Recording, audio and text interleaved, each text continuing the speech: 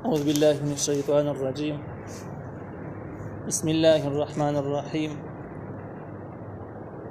محمد رسول الله والذين معه أشداء على الكفار رحماء بينهم. دا سورة الفتح آخرانه 29 نمبر آیات دی. په دې 29 نمبر آیات کې یو صفت د نبی کریم صلی الله علیه وسلم ذکر شوی دی، د هغه رسالت تصدیق شوی دی، او دویم د صحابه کرامو صفات او علامات ذکر شوی دي، او دغه صفات او علامات او حواله په تورات او انجیل باندې ورکړل شوی دی. الله تعالی فرمایي محمد رسول الله، محمد صلی الله علیه وسلم د الله تعالی رسول دی. امام قرطبی رحمه الله ذکر کړی دی چې دا نبی علیہ السلام خصوصیت دا د په کوم ذکر کې متعال تعالی خطاب کړی دی نو په اوصاف سره خطاب کړی دی، په اوصاف او القاب سره یاد کړل، په نوم سره نه دی یاد شوی. یا ایها الرسول، یا ایها المزمل، ارسبری طریقه باندې په اوصاف سره ذکر راغلی. یا ایها النبی صرف په صدور ذکرونو کې د نبی علیہ السلام نوم ذکر شوی، او دغه نوم ذکر کول خپل حکمتونه د حکمتونو په بنیاد باندې ذکر شوی. دې ذکر کې چې د نبی عليه السلام نوم ذکر شو، د دې وجه دا و چې دا آیاتونه چې کوم دي د حدیبیه متعلق دي، او چې کله صلح حدیبیه لیکل کېدل د مشرکین او کم قاصد چې و هغه د محمد رسول الله د لیکلو انکار کاو چې دا باندې لیکي، او نبی عليه السلام د خپل طبيعت او د خپل خواهش په مقابله کې د الله تعالی حکم اومانه خپل دغه لیکوال ته ویل، علی رضی الله عنه ته ویل چې بس چې دې به خبرکی کې د رسول الله تعالی لري کې خیر دی. او صحابه کرام اگر چې دا خبره نه تسلیمه وای خو بیا هم د پیغمبر د بنا د وجه نه تسلیم کړله، او مشرکان د رسول الله ټکي برداشت کولای نشو. نو الله تعالی دغه کافرانو په مقابل کې دا لفظ مستقیل د قران حصہ وګرځوله، او د دې سورۃ سره د دې سورۃ مستقیل جزء وګرځیدو، او د قیامت پورې په لوستل کېږي چې تاسو د رسول الله د لیکلو نه به صرف سورہ کې انکار کاو، لیکن الله تعالی په کتاب کې د قیامت پورې به مستقل مستلاوت هم کیږي. دویم رسول الله محمد رسول الله د نبی عليه السلام د رسالت تصدیق د الله تعالی چې محمد صلی الله علیه وسلم د الله پیغمبر. کدا قریش او کافرانو مې کنه مانی کدي تصدیق کوي کنه کوي خدا دی، او دې ته صداقت د رسول ویل کیږي. والذین وحق کسان ما حجر د پیغمبر علی السلام سره دي، یعنی صحابه دي، اشداء علی الکفار ډیر سختی کوونکي د کافرانو باندې، رحماء بینهم او ډیر رحم دي لدی په خپل منځونو کې. د ذکر کې صحابه کرامو اوصاف او فضایل ذکر کیږي. مخکې د ځینې صحابه کرامو چې کوم په حدیبیه کې حساب استری و دغه فضایل مخکې ذکر شوی دي، لیکن دلته چې کوم الفاظ دي بیخي عمومي الفاظ دي. د دې نه معلومیږي چې دا آیاتونه او دا فضایل د حدیبی والا یوازې نه د نبی علیہ السلام چې څومره صحابه او هغه ټول ته مراد دي، ځکه صحابیت او ملګرتیا خدای چې چا راغله د نبی علیہ السلام سره همغه ته مستاق ګرځيږي. دغه صحابه کرام اولنې صفت دا د اشداء عن الكفار، دا ډېر سختی کوونکي په کافرانو باندې، سختی کولو کافرانو باندې د دې مراد دا د چې کوم ځکه کې د الله حکم چې په کافرانو سختی وکړي البته بدی سختی کوي. لکه نبی عليه السلام په زمانه کې هم صحابه کرامو دغه شان کې وکړه. حدیبی غونډه واقعیا په دغه معنی دلیل دی چې کور کله خپلوان پرې خضر مدینه منوره تر هم دغه خبره وا چې الله تعالی د دین د لپاره یې هر څه قربان کړ. هم دغه وجه چې د باطنی ایمان تکمیل ویل کیږي، ځکه نبی کریم صلی الله علیه وسلم فرمایي من ابغض لله وحب لله فقد استكمل ایمانه. سوچ دې د پاره د چا سره محبت ساتي چې بس الله راضي شي د دین د خاطر نه، او د دې د وجه نه چا سره دښمنی کوي نفرت کوي چې د دین دشمن دی په دې وجه می بدیش. نبی رسول الله فقد استكمل ایمانه، دې کس ایمان مکمل کامل ایمان والا کس، او جدا نشي کولای نبی ایمان یشتنه یا ناقص ایمان والا. په دې ځکه چې کافرانو متعلق صحابه کرامو رویه سخت و چې د دین دشمنانو بس دیو ته دشمنان ویل، او دویم دا چې کم کسان مؤمنان او هغه سره محبت کاو، لکه د مدینه د مهاجر او د انصار کوم مواخات کوم ورولې کوم نظام جو هغه به باندې مستقل دلیل چې خپل کورونا خپل ځمکې میراثونو کې ورې سوار کړل. نو چې کوم کس به د الله تعالی دین ته نږدې و د دین تبسم را نږدې و دومره به د پیغمبر د اصحاب کرامو سره ډېر محبت کوم چې دین ډېر دشمن هغه سره ډېر دشمنی کوله خو دې آیت دا معنا نه ده چې چرته کافرانو نو صحابه کرامو په سختی کوله دې نه ده بلکې کوم ځګنو کې چې د الله حکم او سختی په وکړي سختی په کېده او د الله تعالی حکم په هغه ځګنو کې چې کوم ځګنو کې کافرانو د اسلام سره په دښمنی کوي جنگونه سره کوي مسلمانان وجني د اسلام مخالفت کوي هغه سره هغه کافرانو باندې سختی کول هر مسلمان فریضه ده نو په دغه ځګنو کې بردوی سختیانی موجود وي او د دین علاوه د عام کافرانو چې کوم به ضرر کافرانو هغه اسلام د لپاره مسلمان د لپاره ضرر نه دا هغه سره همدردی او دا هغه سره احسانات کول د قرآن د نور نصوصونو معلومیږي د صحابه کرامو د نبی عليه السلام د سیرت نه معلومیږي په دې کې سبب باندې نشته د کې دي او د پکار ده بلکې البته چې کوم خلک حربيان دي د دین دشمنان دي د مسلمان دشمنان دي یو بد سوچ لري او بجنګ کې حالت جنگ کې اخته دي د دغه خلکو سره هیڅ قسم تعاون کول د نواقض ایمان نشماري کدی ته معلومات ورکولي د معاشري معلومات ورکول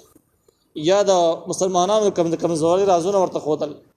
مالی تعاون لار خودل په حالت جنگ کې دي ته وسایل ورکول چې کم قسم تعاون د مسروکو د خلکو سره د نواقض ایمان نه دي ایمان په ماتي پدې کې د ابرهه واقعه مستقیل دلیل او هغه د نبی علیہ السلام زمانہ کې د بدر د واقعې وړاندې چې کوم خط لیکل شوی او مکه معظمه ته هغه واقعه باندې باندې مستقیل دلیل دی د نور روایت شته باندې چې د کوپر سره د کوپارو سره مرسته کول د نواقض ایمان نشماري په دې زمانہ کې يهود او اسرائیل د اسلام غټ دشمنان دي او د دې څه شک نشته دی نو هغه سره هیڅ قسم تعاون کول هم دغه حکم دی او د دې نه کرکه پورا بغض او نفرت د هر ایمان د هر مسلمان د ایمان حصہ ده نو بده وجه د هغه د مسلمانات او بایکاټ د وخت اهم ضرورت دی نو دې ځکه چې الله تعالی فرمایي چې اشداء علی الکفار ډېر سختی کوونکي په کافرانو باندې رحماء بینهم ډېر رحم دي د خپل منځونو کې تراهم تبین رکعا د رکوع کوونکي سجدان سجده کوونکي وي یعنی منځونه ډېر زیات کې منځ ته ډېر رحمت ورکوي یبتغون فضلا من الله دوی لټای فضل د الله تعالی ورضوانا او د الله تعالی رضا د لټای سیماهم فی وجوههم من اثر السجود نخیر دوی په مخونو د دوی کې د اثر د سجدونه وي یعنی دومره منځ به کوي چې په مخ کې به د سجدو علامات د اثر د سجود او د سجدو علامات څنګه او ځینې علما راي دا چې دا په دنیا کې یو چې کم کس تهجد منځ کوي نور منځونه کوي د دې په مخ کې نورانیت دغه نورانیت ته اثر د سجود ویل کیږي رضی علماء راي دا چې دا اثر د سجود په قیامت کې اګه څنګه د حدیث نه معلومیږي چې کم کسانو منځ کړي مسلمانان دي مخونه په پړقېږي کوم زګون تر 10 بر سیدری دا برنا کوي نو دا اثر د سجود دی دا دویم قول دی د امام حسن بصری رحمه الله قول پکې دا دی چې د ډیرو منځونو اثر په انسان کې دا چې د دینه انسان په اخلاقو کې عاجزی پیدا کیږي او دغه شان ده کې د الله تعالی یره په کیسه واقعي نو دغه د خضوع خشوع وي دا خشوع به د زیات عاجزی په کې ډېر د الله یره په کې ډېر د مزستری لیکن ندی کې هغه غوټي ندی مراد کم تندې کې جوړ شوی توري او ځنې خلک وایي د سیدین جوړيږي څوک یې تستن کوي په هر حال باندې څنګه جوړيږي خو په ځینو روایتو کې د خوارج علامات خدای شوی دي چې دا علامات د خوارج او په ډیرو روایتو کې د دې مذمت هم شوی دی چې دا نه نو خبره ده به هر حال باندې د اثر د سجود نه دغه تور ټاکی چې کم تندې په منځ کې دغه د رساله نه دی مراد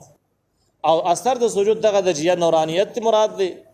هغه رڼا ته مراد د قیامت کې د انسان د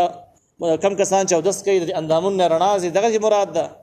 خضوع خشوع نه مراد ده چې کوم د مفسرین اقوال دا ټول نه مراد دي لیکن دغه تور دغه په اچا په قبل باندې هم مراد نه دی ذالک مثلهم بالتوراۃ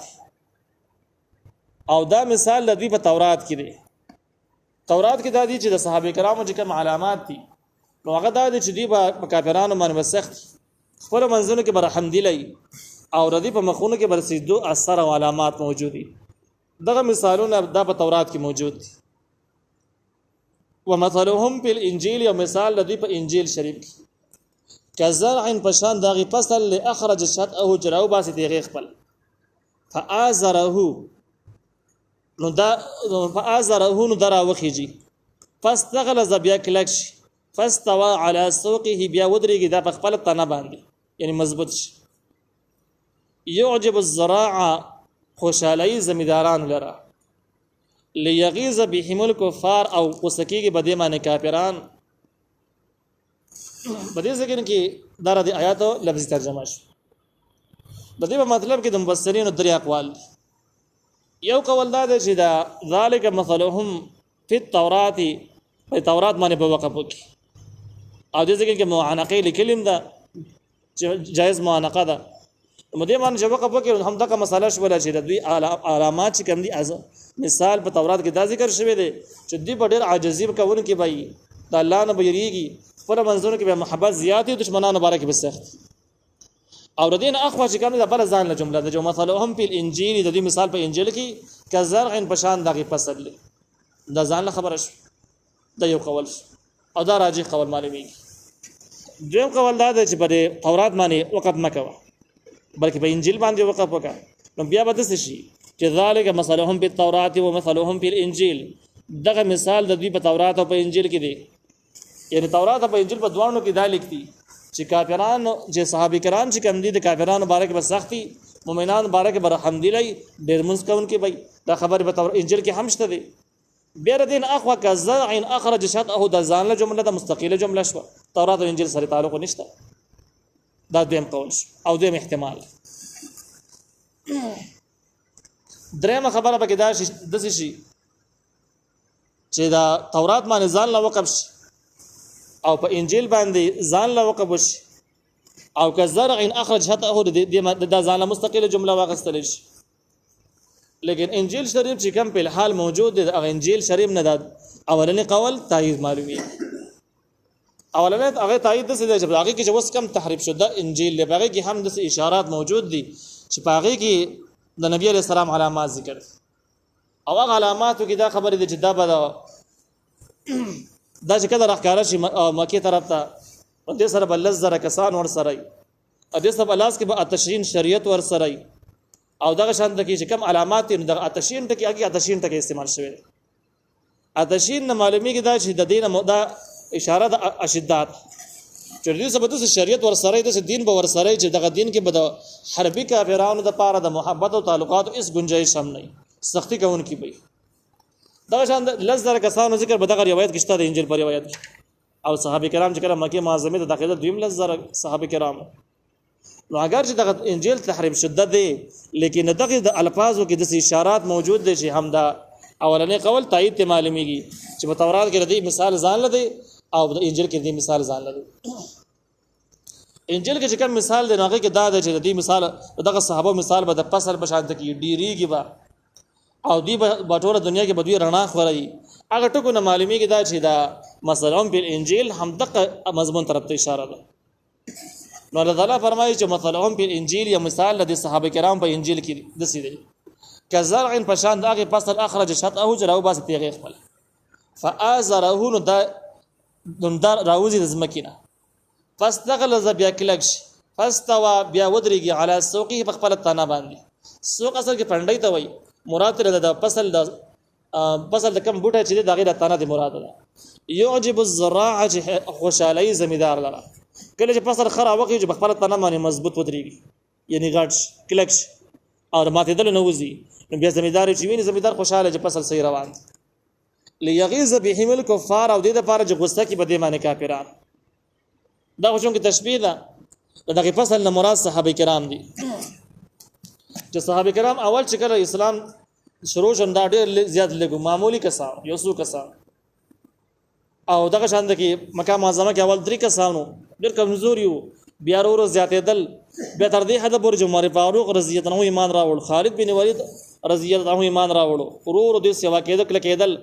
او نبی علیہ السلام تربیت کا او د نبی علیہ السلام مثال د یو زمیدارو او صحابه کرام مثال دغه کروندې او د فصلو دغه تربیت او دغه مهنت نورسته صحابه کرام هغه حتی ورسېدل چې مکه فتح کړه او ټول دنیا کې د دې فتوحات او د دې غلبه روانه شو نو دې باندې زمیدار خوشاله شي نو نبی علیہ السلام په خوشاله شو ليغيظ بهم الكفار کافران په غصه شي خپه شي د مسلمانانو په فتح باندې کافران ډېر خپه او ډېر غصه په دې باندې وعد الله الذين وعد کړی د الله تعالی د هغه کسانو سره امنو چې ایمان راوړل او عامل الصالحات او عمل کوي نیک منهم د دوی نه مغفرت د بخښنې کولو و اجرا عظیما او د اجر لوی. دغه د ټولو صحابه کرام په ظاهر ذکر شو چې صحابه کرام کوم کسانو ایمان راوړل دي عمل صالح دي دغه ټول د لپاره مغفرت او اجر عظیم.